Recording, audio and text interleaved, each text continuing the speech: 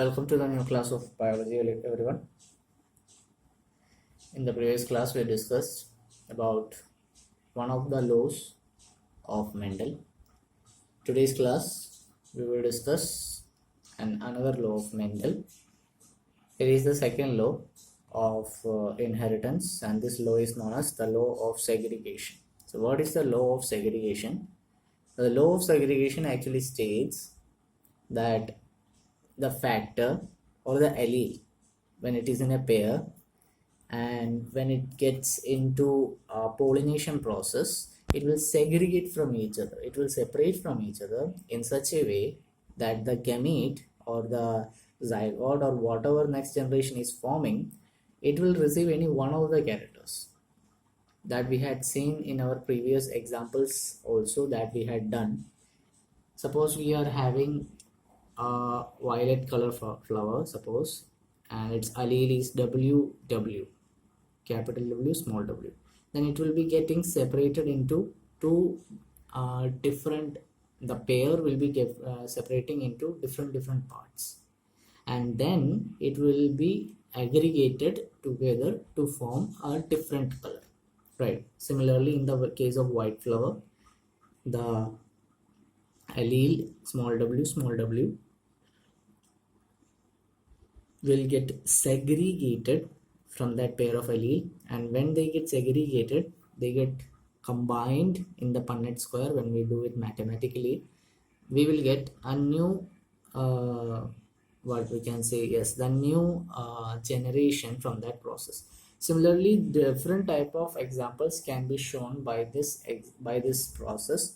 So segregation process explains how an allele or a factor can be segregated from each other, and the gamete and the resulting generation will get only one gamete from both of the two factors. Okay, but there were some exceptions in this case for the process law of for the law of segregation. For such a law, there were some problems, or there were some issues in that case. One among them is the incomplete dominance. It was actually introduced by Karl Correns. Actually, incomplete dominance, this particular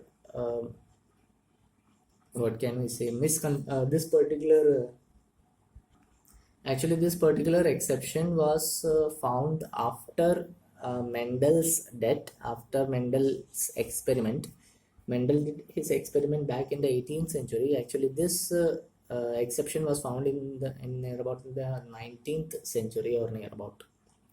So, in order to understand what is an incomplete dominance, we will study about an experiment which was done on a special type of flower known as the dog flower or the snapdragon. It's a type of flower.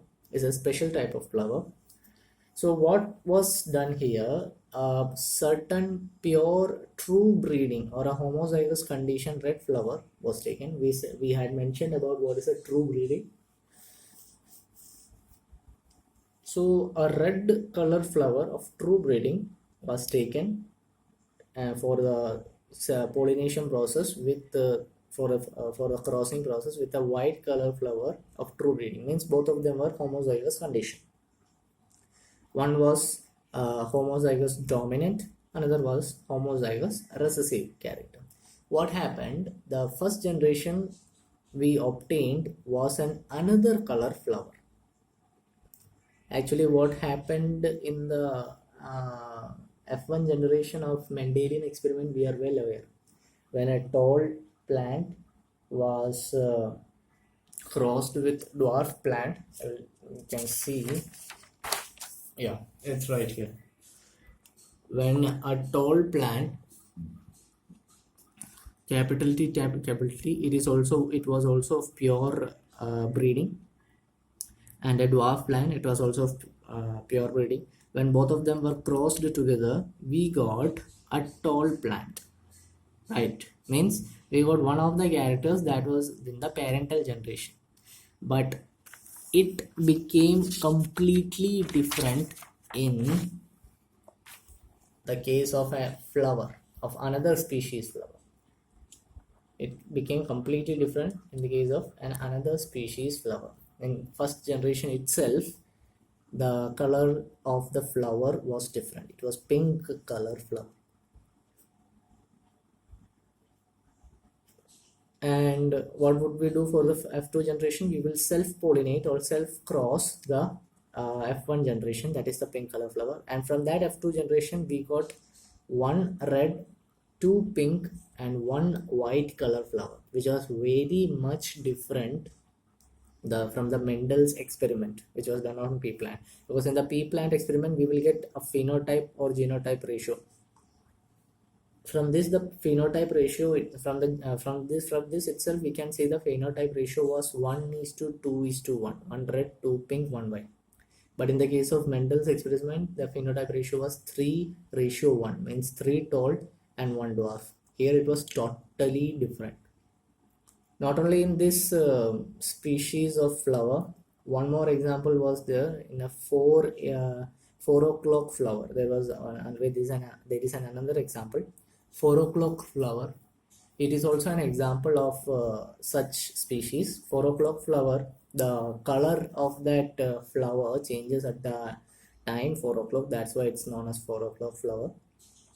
At that time, so also it meant that the law of segregation mentioned by Mendel was either wrong, or this species might have had any other specific varieties. Whatever species we had taken now the example of dog flower. Another example I had told you, 4 o'clock flower. It is also an example of such incomplete dominance, because at the time of 4 o'clock it will have a different color. So we can say one thing, that there could be any different situation that could have happened for the change that happened in the law of segregation. Just let's see how the F1 and F2 generation will form from this variety. So that's our parental generation, the red color flower and the white color flower. When we take together, we will get a pink color flower. And after self-crossing, what we will get? Self-crossing, what will we get? Suppose one among this species is a male and another is female. So we can mention that type of gamete in the Punnett square also. Let the above one is male and the right and the side one is female. We can take it in the either way also. The above one being female and the side one being male. Anyway, it can be taken. While crossing it, we can say that we will get, as we had mentioned earlier, capital R together, capital R small r together, capital R small r together, and small r together. This characters will be very much resembling with Mendel's experimental characters, where we will get 3 tall and 1 dwarf, right? Or if any other color also we take, we will get in a similar way. But the issue here is, when it was done experimentally, when it was done in an experimental way, it didn't show the similar character that happened in the Mendel's experiment. It showed the characters of the parental generation only once or very few. That is, the parental generation red color and white color was shown. Despite of those colors, an intermediate generation or a different generation was also formed. So what happened? The phenotypic and genotypic ratio became totally different. The phenotypic ratio being 1:2:1, where 1 red, 2 white, and 2 pink and 1 white was formed. And the genotypic ratio, the similar and dissimilar characters, similar one was RR1 and small r 1, and dissimilar one, heterozygous one, was 2. So the phenotypic and genotypic ratio was totally different. So this meant that there could be some different issues or some different reasons. Actually, there were several reasons to be talked on this, but the main reason about this change, we can say, is the evolution of the species of that organism. Means this snapdragon flower could have undergone different evolution processes years after years, and because of that evolution process, this process of incomplete dominance, or this exception of incomplete dominance, might have shown by that organism.